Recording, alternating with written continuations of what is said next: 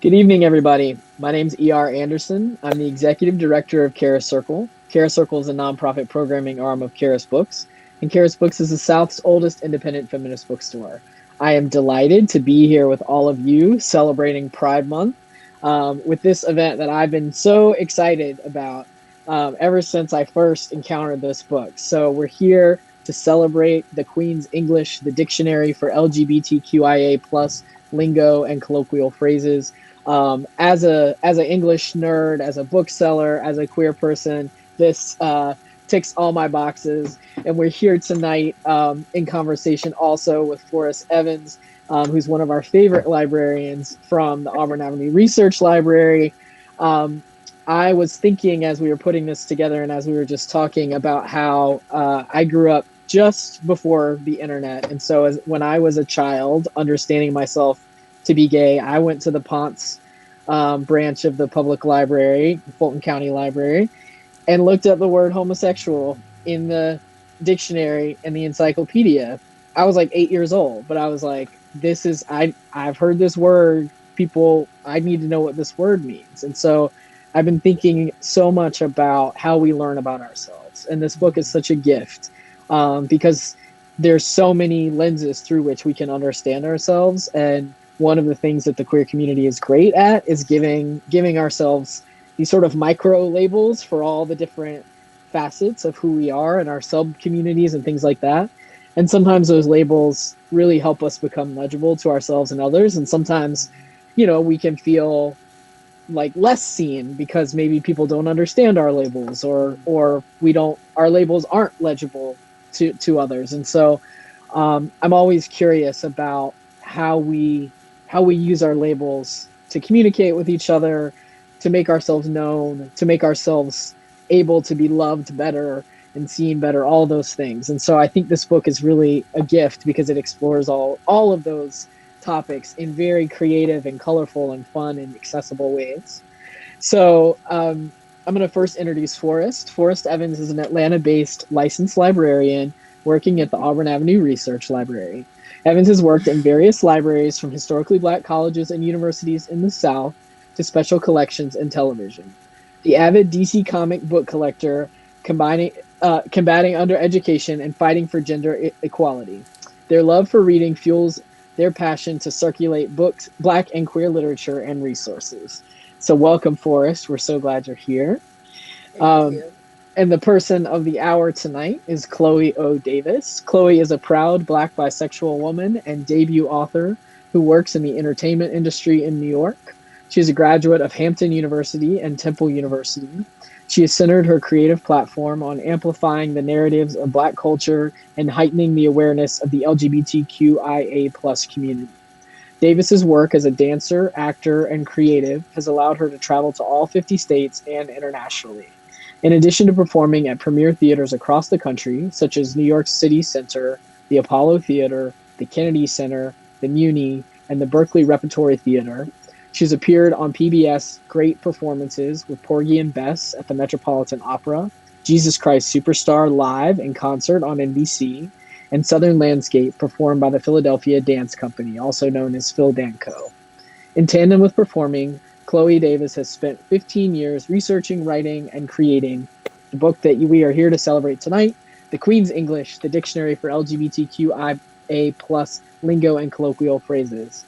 She believes this dictionary is a starting point for important conversations around inclusivity, sexuality, gender expression, and identity. So we're thrilled to be here with you. I want to let folks know if you have questions, please ask them. We love community questions. Just put them either in the chat or in the ask a question box.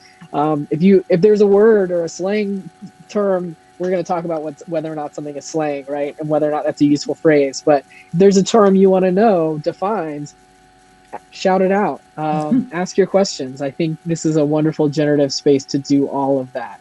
So I'm going to go ahead and get out of the way and let's get this party started. Oh, wow. Wow. That was excellent. Thank you. Thank you so much for having me tonight. And thank you, Forrest, for being in conversation with me. Anytime. Thank you, Chloe. And also thank you, Charis and Laura, and ER, and also Random House, the Queen's English, the LGBTQ plus IA Dictionary of Lingo and Colloquial Phrases is your debut title. And before we get into any of the questions and formalities, first, how are you doing? How are you feeling? That's a great question. I'm feeling really, really great today. Today is just like one of those energized days.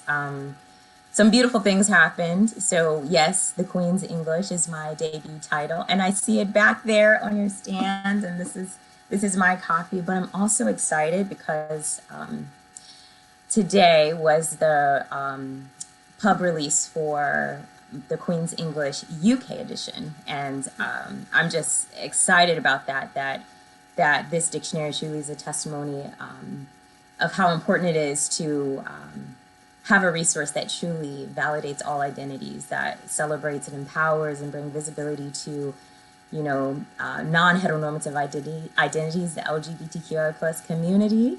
Happy Pride. So I feel wonderful about that. And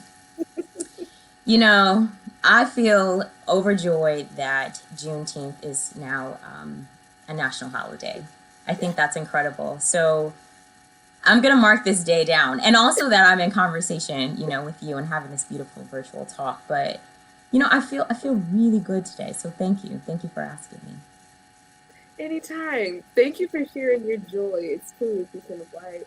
And congratulations on your UK Pub Day. I'm so proud of you and the many accomplishments that are coming your way. What you are seeking is seeking you. So truly be still. It is coming your way. Many readers from around the world are buying and referring to this title. How has the launch and success of the Queen's English shaped you as a writer and also as a creative? It's so funny because it's that word success, right? It's like, is it a success? No, I believe it is. It's a success because it's published. I put my all into it. I started this dictionary in 2006, so this is over a decade and a half actually, of research and creating and writing and truly building a resource, again, that celebrates LGBTQIA plus identity and history and pride. So I think it's that what I was going to say about, being in this space right now, being able to have, dive in and have discussions about the spectrum of human identity, being able to also offer, a safe space for the audience members out here to ask really brave questions about who they are, like, the evolution of who they are, or, wanting to learn more about, our gay and queer, culture and identities. And so I think it's shaping me because I have a love for sharing stories, and I think it's just such a beautiful opportunity that I get to continue to listen to people out here and again share their stories. But I think it's just to celebrate who we are in our most authentic ways. Being a Black bisexual woman, it's just, I get to say that like out loud, right? I get to put it in a book, I get to be introduced by it. It's just, it's those many layers, being empowered and informed and affirmed for being Black, being affirmed for being a woman, being affirmed for my sexual orientation. I think that it's liberating, and it is successful for me, but I don't necessarily look at this as my success. I look at this as me celebrating with my community as we move humanity forward. So, it's like the dictionary is here in the US, but also the dictionary is now available in the UK and Europe. And it's like, we get to constantly continue to affirm each other and to celebrate each other. And I think that's the success that I think is incredible. And the success, I guess, too, for being able, again, to meet, people from all over the world and, hear that they feel affirmed and heard by the dictionary. And thank you, Forrest, for sharing that with me. but also hearing that a mother feels energized and happy to have a resource that, you know, helps her understand her trans son and also being able to support him and his community. You know, it's like that to me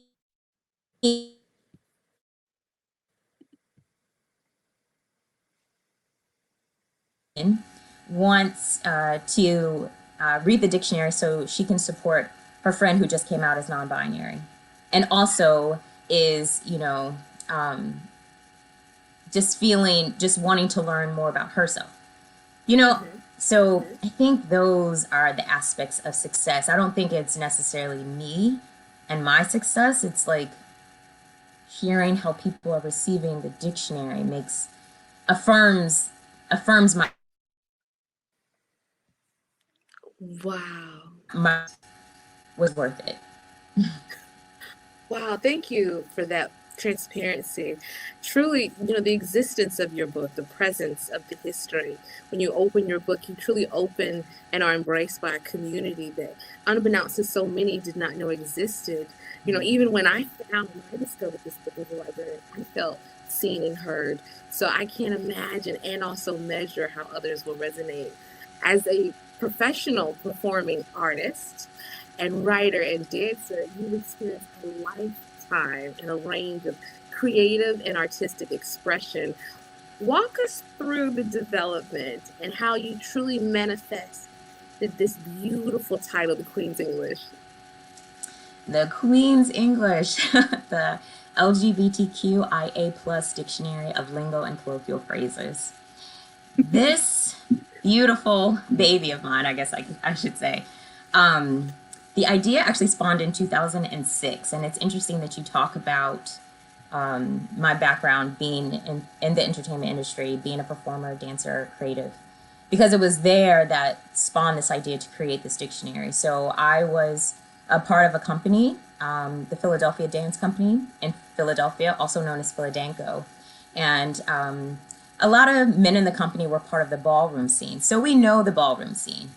Because if we've ever seen RuPaul's Drag Race, if we watch Pose, if we've seen Legendary on HBO, and of course, if we've seen the legendary documentary Paris is Burning, it gives us a true deep dive into kind of the beginnings of the ballroom scene.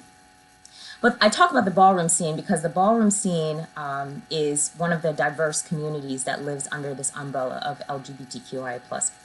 And particularly the ballroom scene was created in the late 1960s, early 1970s, because of a need for Black and Latinx or Latina, Latino, gay, queer, and trans people to have a safe space, to be their most authentic self, whether it be their sexual orientation or whether that be through their gender identity or gender expression.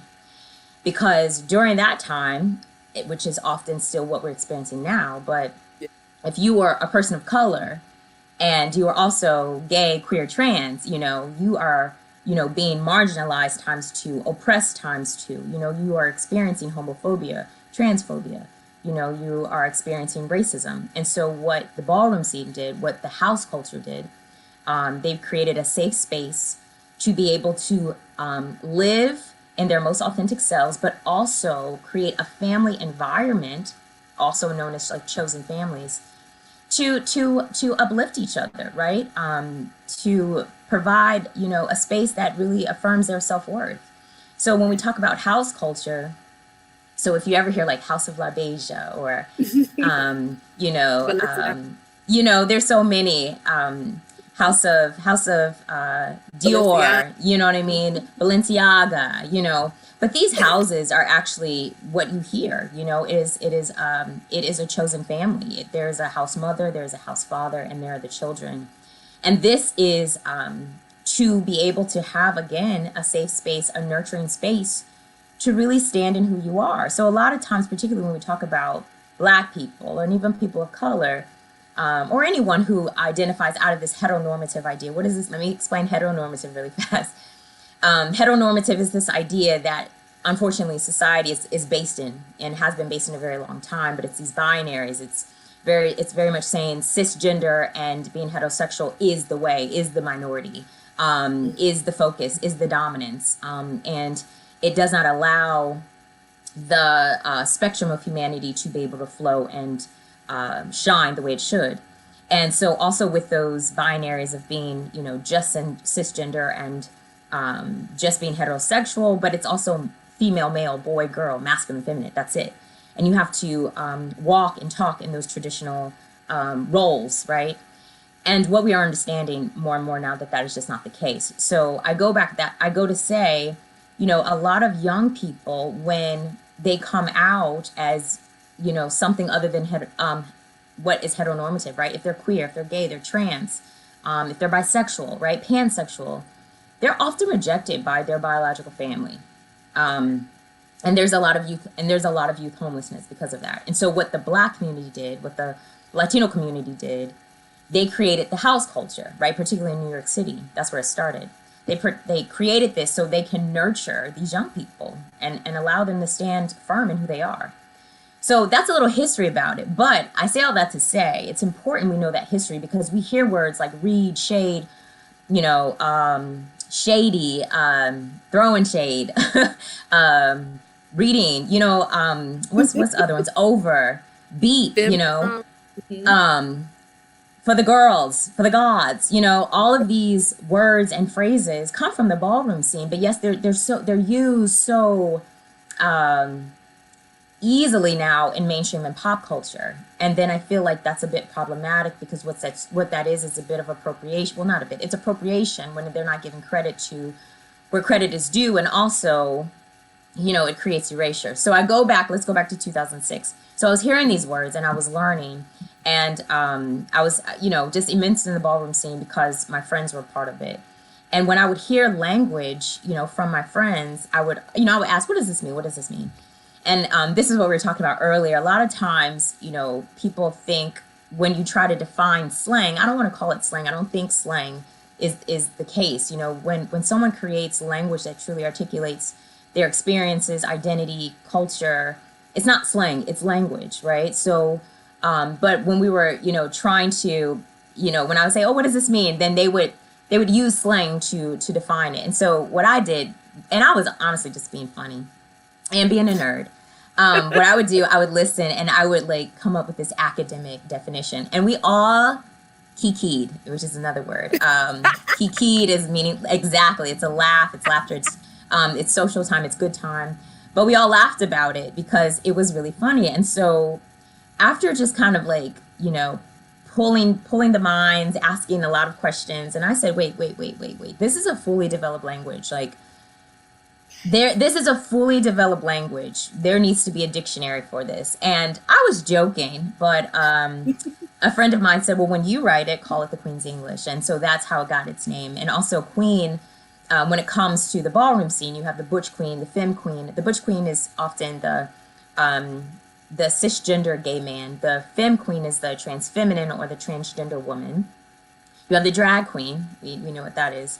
But also queen is this honorific title that, you know, you give to family. Family is also a word used to identify someone who is in the community, who's in the larger LGBTQI plus community. But saying queen is this honorific term, and so that is how it got its name. So I talk a lot about the ballroom scene because that's the beginning of it. But what I realized is that, again, language shapes culture. And what I was realizing is that there were so many diverse cultures that lived under this gay and queer spectrum. So being an artist, being a dancer, being an actor, and also being part of musical theater, I traveled all over the country. And when I did, I, you know, met different cast members, and, you know, different cast members identified in so many different ways. So I got a chance to dive into the white gay male culture, right? And learn about language like, you know, otters and twinks and twonks and wolves and bears. Oh my, right? But also these are body labels that are used, you know, jokingly or not, right? But again, language to articulate a culture, a community.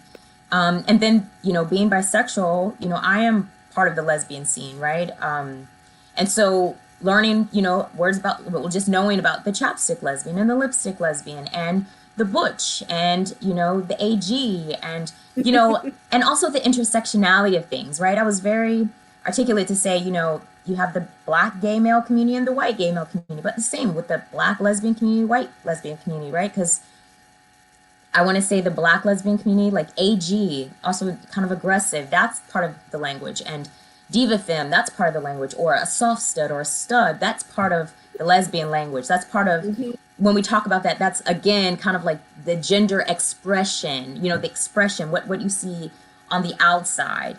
But then in the, you know, white lesbian community, and actually a little history. So in the 1940s, the white lesbian community actually, you know, coined the terms butch femme, right? They created these terms. And it's interesting. So butch is, you know, a more masculine appearing woman who likes, you know, then we could just say, because this is 1940, who's attracted to another woman.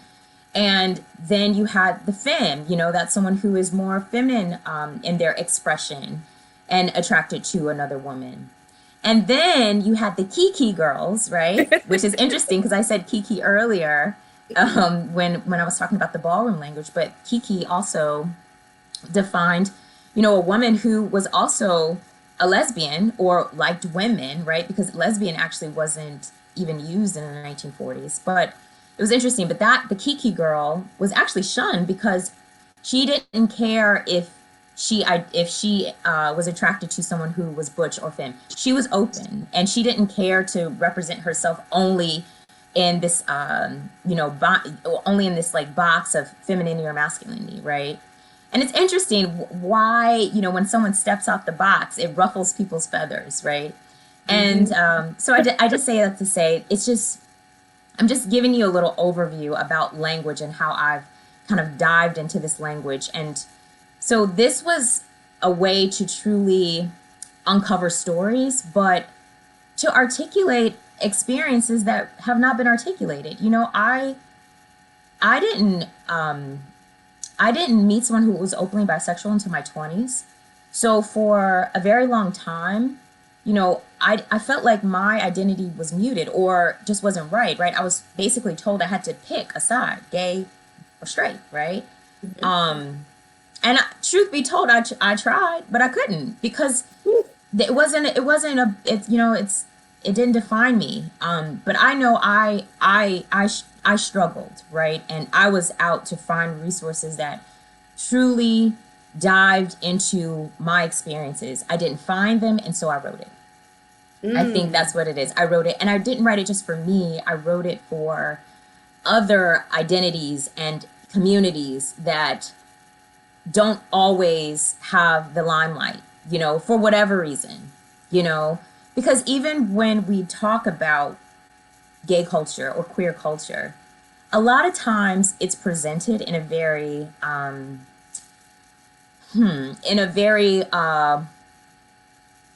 focused way that's only inclusive to one type of community, right?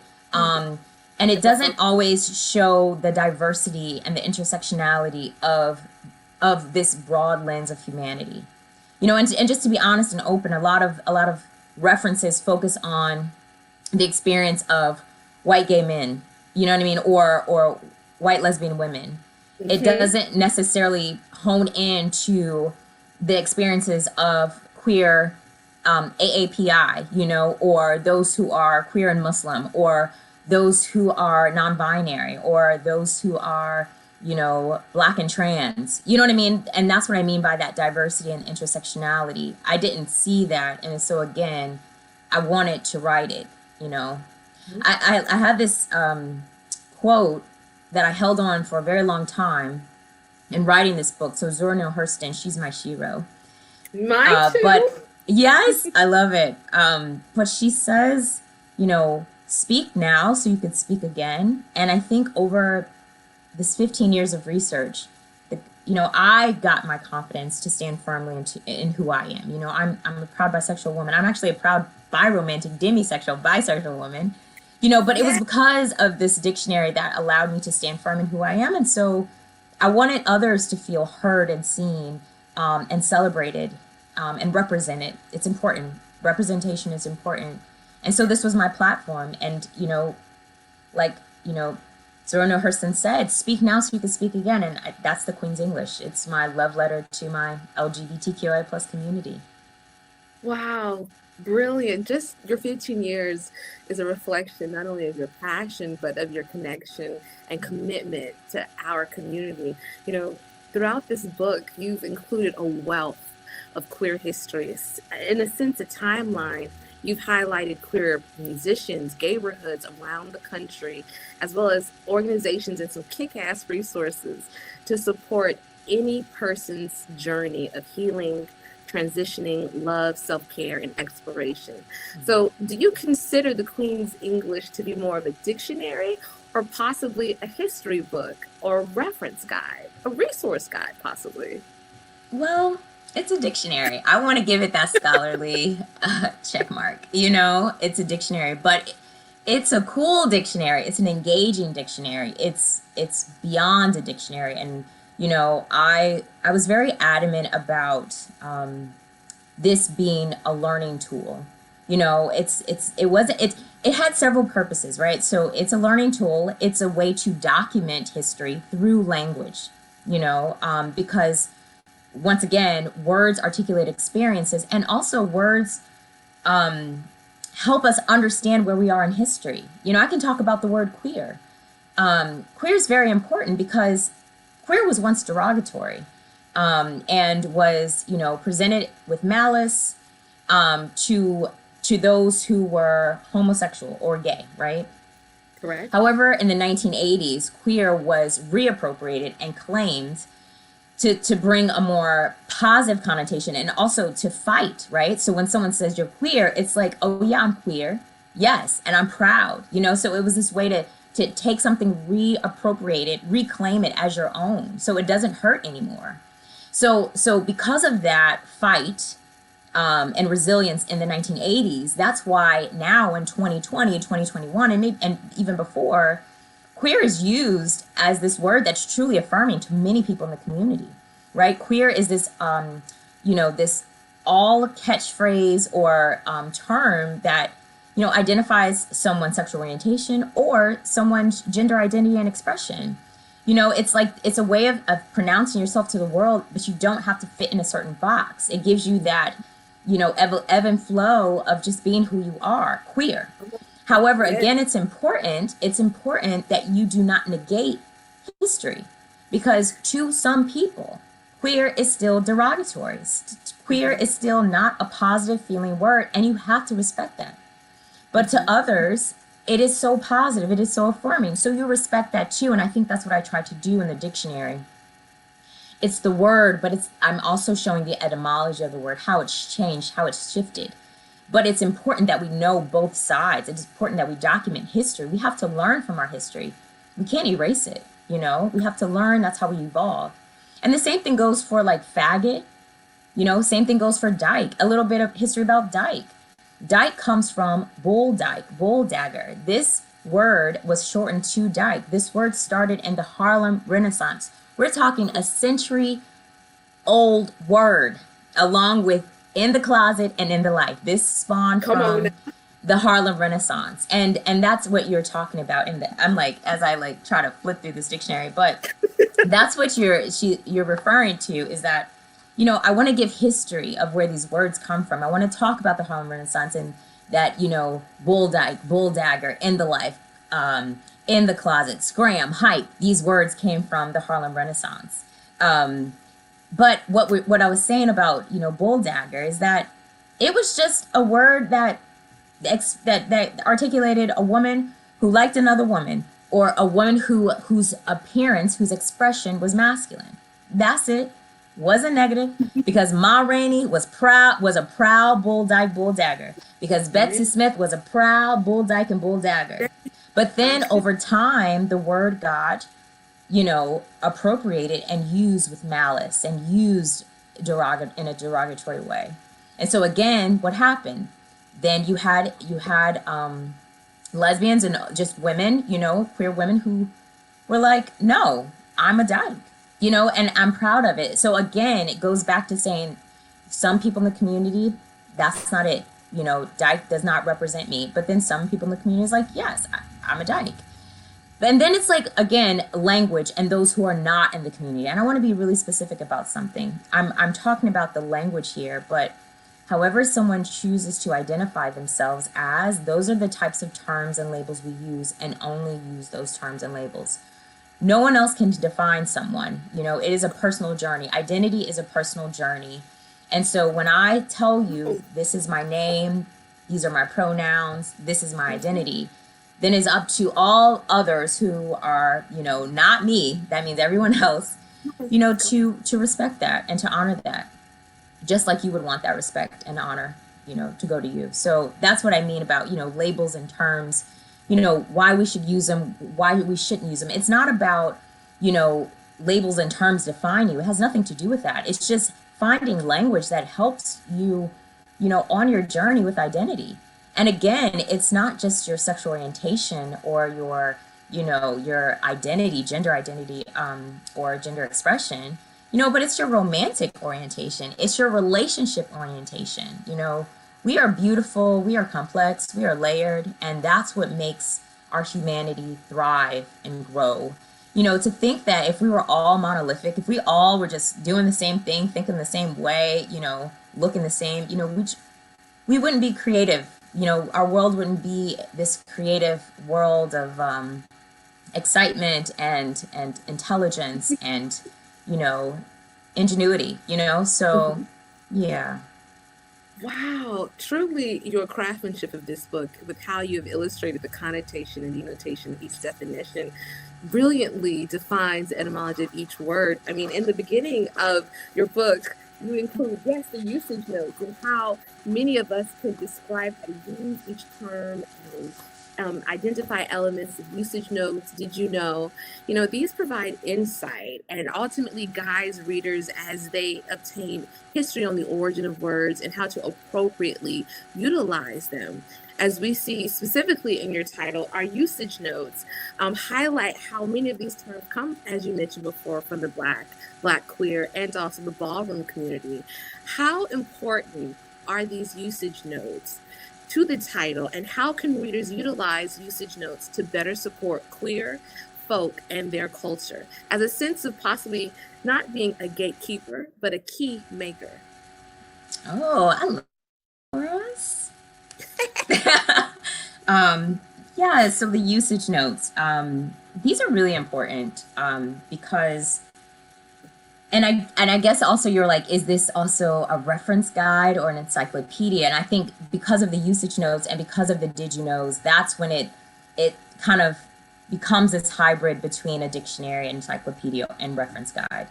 The reason why you have the usage notes, because it's not enough to just have the term and its definition. There's also a usage example to show you like the nuance of how to use the word and how the community uses the word. But the usage note is giving you that information that's really important. First and foremost, it's letting you know what community coined it, what community originated it, or what community commonly uses it.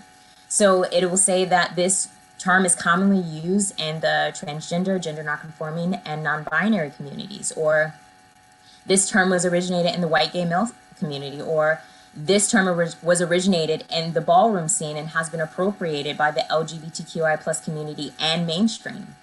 Because it's important, again, that we are able to write the history in its most authentic form. And one thing I can say about Black American culture is that it is constantly being appropriated.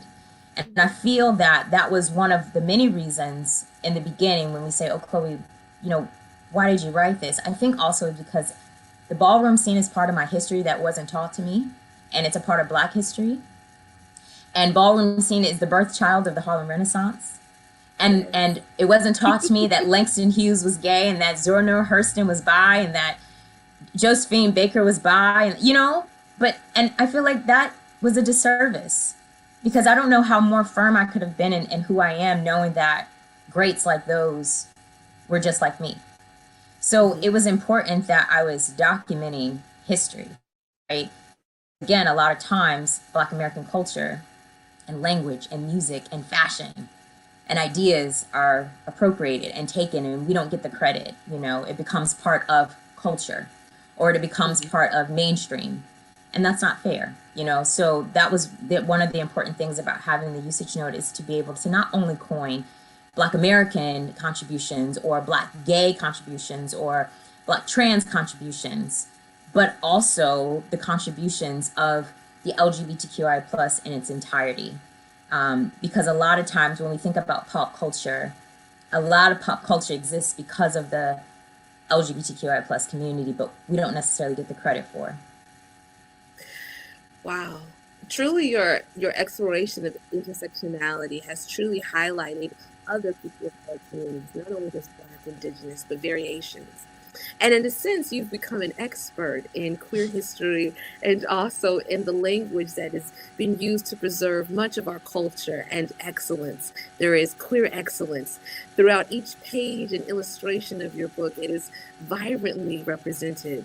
And the Queen's English is not only an extensive resource, but it's packed with over 800 terms and history, from trans-identifying, non-binary, gays, as well as bisexuality. Nothing is truly left out. Nothing. That's why I feel so seen and heard with this book. But during the development of this book, what elements or communities specifically did you have to specifically or individually research to properly celebrate or illustrate or to articulately identify? All. A-L-L. All. One thing I can say is that these are my stories, but these are so many stories. And that was the purpose, right? So if I'm able to write about a community, I have to be a part of the community. I need to dive into the community. I need the permission from the community, right? So, I just loved how affirmed I was with all the different myriad of communities that embraced this idea to write a dictionary, this idea to represent their community. I remember going to the GLBT Museum in San Francisco and learning more about the leather community. And I went to just like an event, and I said I was writing a dictionary. And did you know, they were like, well, let's sit down, let's talk. Oh, yes. And we talked, and then they gave me more connections for someone else to talk to, so that way we can share the history of the leather community and know, the power of sexual liberation, you know what I mean? And the power exchange, whether it be sexual, non-sexual, and how that is empowering, and also to, dive into the non-binary identities, plural, right? Because again, you can, it's not binary, right? It is a spectrum. Right. Human identity is on a spectrum. And to dive into the many identities that are not cisgender or transgender, right? Oh, well, not cisgender, but to dive into space that's agender, that's neutros, that's bigender, that's pangender, that's, null, and gender expressions or gender identities like androgynous, fluid, flux, queer, gender flux, demi girl, demi boy, demi woman, demi man. I mean, it's explosive. And that's what I'm talking about. I wanted to bring visibility and representation to those identities, to truly the spectrum of identity. So yes, having to sit down and learn. This experience was literally about learning. Thank you for, saying an expert. Never. I'm never an expert. I can educate the knowledge I have, absolutely, and it is my purpose to continue to do that until I can't do it anymore. And I want to continue to evolve and grow and learn and share stories because I have a platform to do it. So I want to use it and do it its just due. But this is just a slither, over 800 times, this is just a slither of information that I had to do. Imagine the many words that are still out here that are not documented in here. And guess what? They're still valid, and they have purpose, and they need to be a part of it. So, Amen. So I say that all communities, you know what I mean? Like diving deep into all communities, because I want to uncover the culture, I want to uncover the community, I want to uncover the expression, I want to uncover the triumph in it, I want to uncover the trauma and the challenge in it. I think that's important to tell the whole experience. So all the communities. We were talking earlier that I'm going to P-Town and Provincetown, and I'm going to go for the beginning of Bear Week.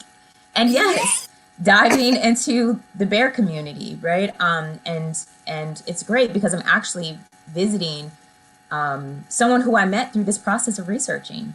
You know, he was so generous and genuine with just talking to me literally about bear culture, the history of it, the pride of it, you know, and I think that's vibrant, and that now, you know, years later, we're gonna hang out in Provincetown together. You know, I think that's what's so beautiful, and I think that's what I think is so incredible. I don't know how I would have ever gotten into the spaces to meet so many people from diverse cultures and backgrounds. I mean, yes, I'm an artist, and I do think that something is very special about those who are in, you know, who are artists and in the creative industries, that we are kind of given permission to just be who we are. It's not a lot of judgment, right? We can kind of, you know, they always say, you know, artists are weird. Yes, we're weird, we're cool, we're quirky, but we can, you know, we can just kind of be in our spaces. And I thought as an artist, that really allowed me to have like wings to meet so many different people. But truth be told, with this dictionary, the places I've been, the people I've met, the virtual spaces that I've been in, it blows my mind. It's really epic. It's really epic. So I had to dive into all identities, all communities. And one thing I can say about the dictionary, there's been so many sensitive reads with this dictionary because I had to make sure that eyes were on it, could let me know if that's not the direction, to let me know that maybe if we write it this way, it could be more inclusive. Like, inclusivity is so important to me.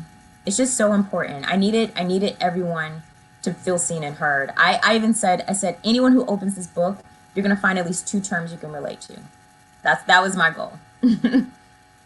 Truly, that has been a testimony for many readers, not only as a librarian, just the reviews. You can definitely tell the tone of inclusivity throughout much of the pages, as well as the artistic illustrations.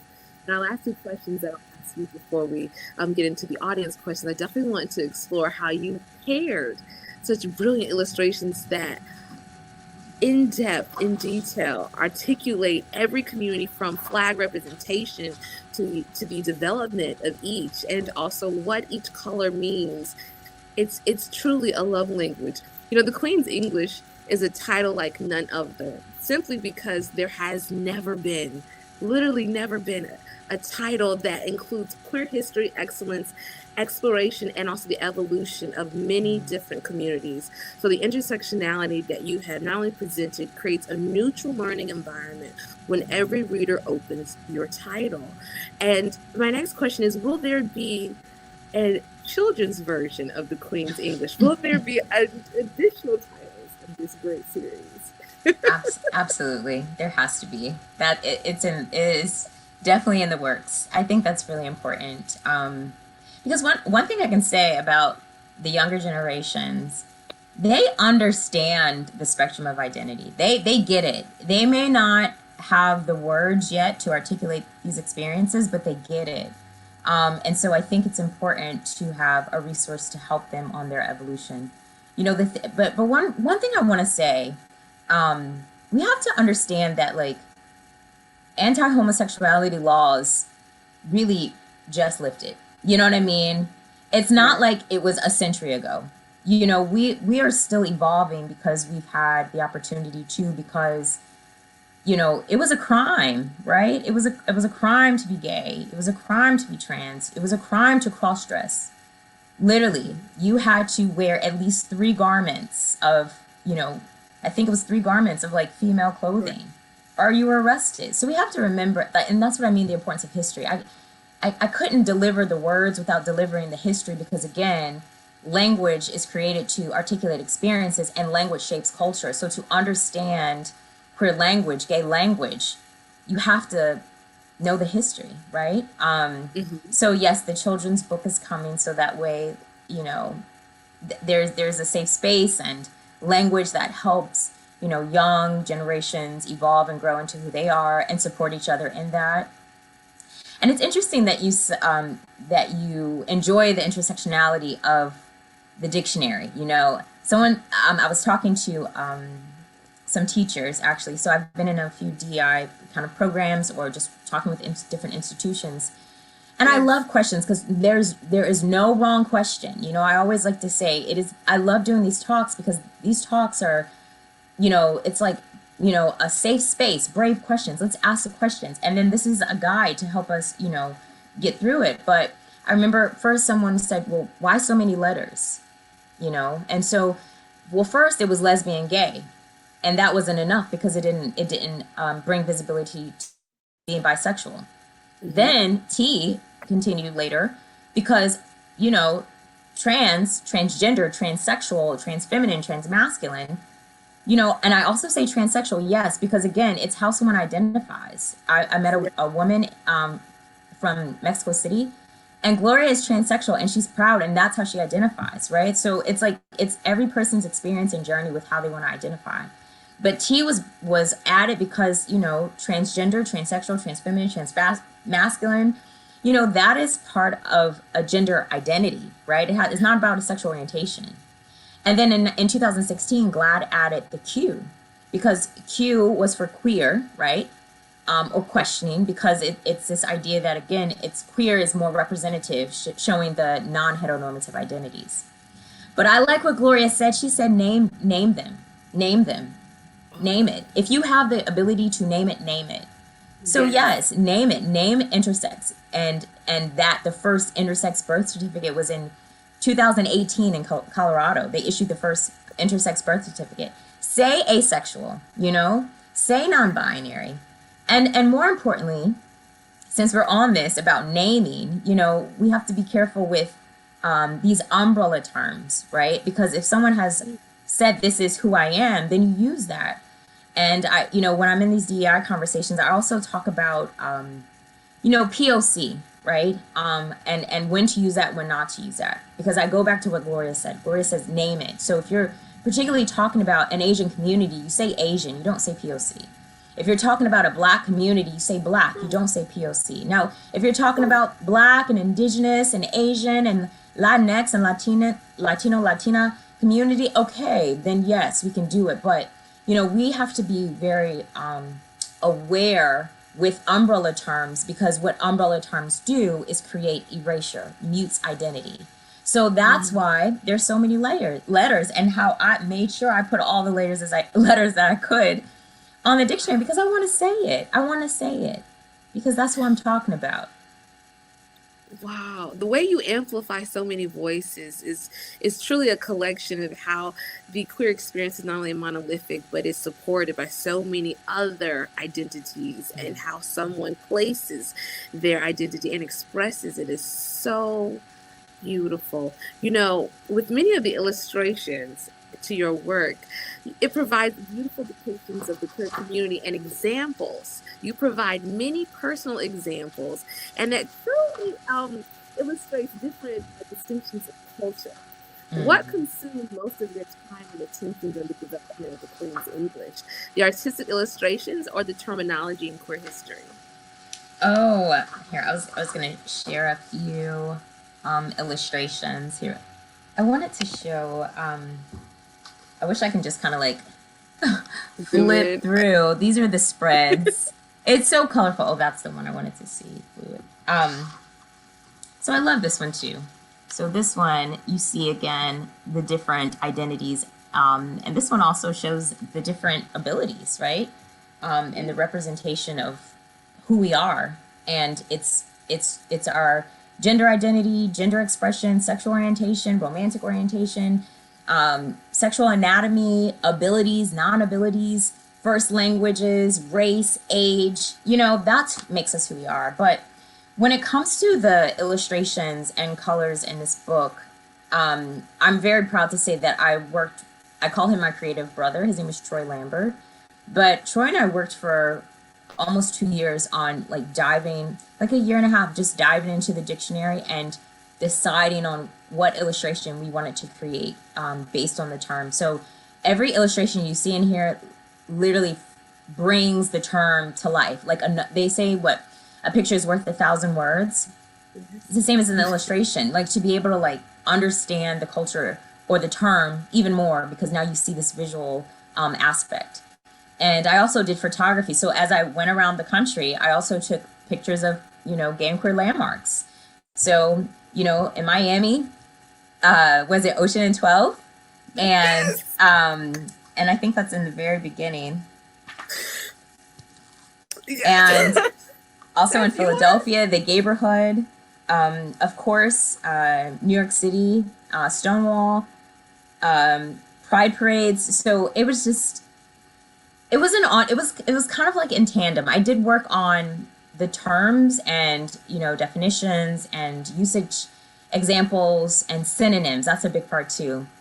And the research with the did you knows and the usage notes. So that came first. And then once I had a meaty package, then that's when the illustrations came in. And I also worked with 3 other illustrators, Mark Urey, Cassandra Fontaine, and Shanae Benjamin. They came in and brought contributions to the dictionary. And I think it's beautiful. Like I always said, I wanted a beautiful coffee table book. Something I said I want someone to read a dictionary, literally read it from beginning to end. And so that's still my hope, because I want, it's engaging, it's colorful. And like you were saying too, the pride flags, I want to show in the back of the book, because I have actually a shirt called This is Pride, and it has this representation of the many pride flags that live within the larger LGBTQI plus spectrum, because, many communities have their own pride flag. It's not just, the Roy G. Biv that's more internationally known. These colors is an 8-color block. That was actually the very first pride flag. It had 8 colors, and it was created in 1978 by Gilbert Baker in San Francisco. And then of course we have, the progress flag, and that has, the trans flag colors as well as the black and brown stripes. And even that has gotten updated to include the intersex flag. So, it's always evolving. And a big question that I have all the time is just like, well, language is always evolving. Like, is it worth it? It's absolutely worth it, because what we don't want to do is lose our history. We just never want to lose it. And I think it's important to have, this is a history book, but it is also a dictionary. Truly, the way this labor of love and collaborative effort for not only the way you've paired your artistic illustrations, but the way you have represented queer history as a Black bisexual woman. There are not many non-fiction books about queer folk for and by queer folks. So do you believe that this title will possibly spark other similar books to be on the shelves to represent all intersectionalities of queer existence? I love it, and I hope so.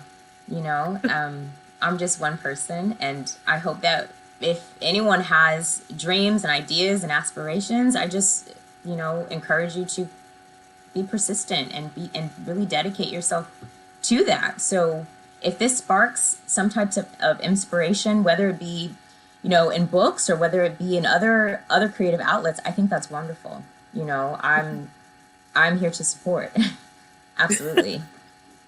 Well, my last question before we get into our audience questions is, lastly, with a title with over 800, and I can't imagine the kind of work and how your home library looks with the research you've compiled in over 15 years, with over 800 terms. Each time readers open this title, again, there is literally something for them and that they will take back. What are some of your favorite terms or words? So I like to say that this book is filled with daddies, zaddies, femme queens, butch queens, MBs, chapstick lesbians, diva femmes, boys, girls, mommies, and so much more. So there it is. Brilliant. Oh, I'm going to go ahead and receive some of our questions. Again, if you have any, you can utilize the Ask a Question. If you have them in the chat, they will be transferred over. We have our first question, which is by Joanne. It says, Kiki, didn't that come from Audre Lorde way back? I'm sorry, what was that? It said, Kiki, didn't that come from Audre Lorde, the mother of Black lesbian literature? Shout out to Audre Lorde. Happy Pride, everyone. Right. They're asking, did Kiki, the term, come from any usage or work from Audre Lorde? I'm sure she used it, but I can't say that it came from her. I just know as far as when it was used, it was in the 1940s. And it was to define a woman who was not strict and in a box when it comes to what she's attracted to, the masculine female or the feminine female, or how she wanted to present herself. So, but of course, Audre Lorde was part of the lesbian community. So I'm sure this was a term that she used a lot, particularly being, in New York City as well. Beautiful. We have another question from the audience. It says, was there a word or phrase that you thought you knew the meaning of that you were surprised by or wrong about? Here it is. And I love it. And it's actually, if you go to my website, www.thequeensenglishus.com, I have this platform called Inside the Queen's English. And literally it's me having conversations with different members of the community to literally just talk about language, how it influences, how it affirms, the challenges, and more. And I love this one because I was actually sitting with a legendary member of the Ballroom Scene. And I learned T. What's the T? T. So because of Real Housewives, right? Everyone thinks it's T-E-A, sipping tea. Wrong. We all failed. It's not. It's T meaning truth. The T means truth. It's like, what is the truth? I want the truth. So what's the T? What's the truth? That's what it is. It stands for truth, not T-E-A. So that was like, oh, and he was like, exactly, that it's not right. And so that's what I mean about, sometimes when we take words, we don't know the meaning of them and we use them incorrectly. And then sometimes it makes, the community who originated, it makes the term not have the same value before. And then therefore the community tries to create new terms, because it's like when mainstream gets the term, they're using it wrong. They're using it, flippantly, you know what I mean? And so it's just kind of like, it's not their word anymore. So we really have to be careful with like words, and we start using them, know the meaning of them, know, where it comes from. That's what I mean by appropriation versus appreciation. We can appreciate all day long. But let's understand it. Let's learn where the source comes from. Let's validate that source, right? But yeah, that was the big one. What's the T? Because it is T with a capital T for truth, not sipping tea. Wow. Okay, I have another question from our audience. Okay. My question is, did you work with indigenous people or communities, two-spirit and spirituality of gay culture, specifically the Native culture? And I want to say, yes, I did. And I love this beautiful spread that's in the dictionary. So yes, I did. I that was really important. And I think that was such a beautiful, I don't know, that was just a very beautiful experience, right? Because especially when you think of indigenous cultures, it's just so grounded in spirituality, and it feels ancient, right?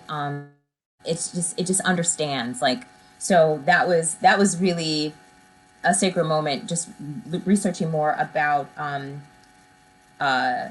two-spirit individuals, but also just the culture of how each tribe, has a name for what we call two-spirit. Two-spirit is for Americans, because of course we couldn't pronounce it, right? So they wanted to create a word that, actually, you know what, I'm gonna read the Did You Know? Yeah. Did you know the term two-spirit was coined at the Native American Gay and Lesbian Gathering in the 1990s in an effort to solve what Native scholars call the problem of naming. The term gives Native people a unifying term to use for a variety of gender and sexuality-based roles. Two-spirit people are often revered for fulfilling a unique role in their society, from healing and guiding others to spiritual protection. So that is, when we talk about did you know, the dictionary, that's one of the parts for two-spirit. Wow. This comprehensive guide truly should not only be in environments of higher education, but all grades, middle grades, early education. This is truly a resource. You are not only a key maker, but in a sense, you cultivated a safe and brave space for those exploring on a journey of elevating themselves with queer history. You created an access point, which is something that many of us are looking for when we look on the shelves. A library's collection reflects its community. And you have truly, in a Sankofa effect, reached out and have helped our community to move forward with this wealth and this fulcrum of information and knowledge. And thank you again. So my last question is, this week has truly been a reflection of how you've manifested this title, not only the UK release, Happy Pub Day, Thank you. and Happy Pride Month. Well, what is next for your readers to look out for? What's next for Chloe? You know, well, we talked about the children's book, so I'm really ready to dive into that because I wanna do it its justice. Just like, you know, I sat with individuals talking about identity, and I did with our youth too. But I want to go back and now I get to do it with our young youth. You know, with 10-year-olds and 11-year-olds. I just think it's special. So I'm excited to dive into that. And also, I am an artist, and COVID did us in. Broadway has been shut down for a very long time, but I am happy to say that Broadway is coming back, and I'm actually excited to get back on the stage. Yes. Can't wait to see you in your element and sharing that inner joy. You are truly a beacon of light, not only for our community, but all those around you. Thank you for creating this book. This book is truly home for many of us. Thank you. Thank you both so much. Thank you for this lovely interview. Thanks to everybody who asked great questions. Y'all can click this teal link at the bottom of the screen right now and get your copy of the Queen's English. I would love for folks to buy a copy for their local public school. We would really like to get this book into high schools because, again, that it's so meaningful to see your language and your identities reflected in a sort of institutionally approved way, right? I mean, I think there's something about seeing language that you use in a book that's so affirming, because that doesn't always happen for us. And so I think that's such a gift that this book is offering. So I think the more we can get this book out there, the better. So tell your public library that you would like them to request it and purchase it. And I'm sure Forrest will help us on the Fulton County side. But whatever county you're in, please encourage your librarian to get it for their library as well. I will be adding captions to this and putting it up on YouTube in the next couple of days, so you can also share this link out for other folks who didn't get a chance to be with us tonight. We'd love for more folks to watch this. And the last thing I'll say is we have a ton of events coming up in celebration of Pride Month at Charis. So if you're new to Charis, we would love for you to join us. And one of the events that I just want to call out in particular is an intersex awareness and Pride Month celebration towards the end of the month. I think many people often know less about intersex issues, and so we would encourage folks who are looking to be educated on that to join us for that. So that's going to be a really wonderful conversation towards the end of the month. So just follow us at charisbooksandmore.com and you'll learn all about it. So thank you so much to both of you. Congratulations, Chloe. We just are so happy this book exists, and we can't wait for the children's book. Oh, thank you, Charis, for having me. Thank you, Forrest, for this conversation. Again, if you want to check out the Queen's English, go to www.thequeensenglishus.com or on Instagram, The Queen's English US. And I just want to say, you know, happy Pride. Thank you for joining us on this conversation. And I always like to say, you know, buy a book, gift a book. It's really, really great. All you have to do is open it, and oh, look at that page I opened to. But I promise you'll learn so much. Yes, and enjoy it as you learn, clearly. And enjoy it. All right, everybody take care. Thank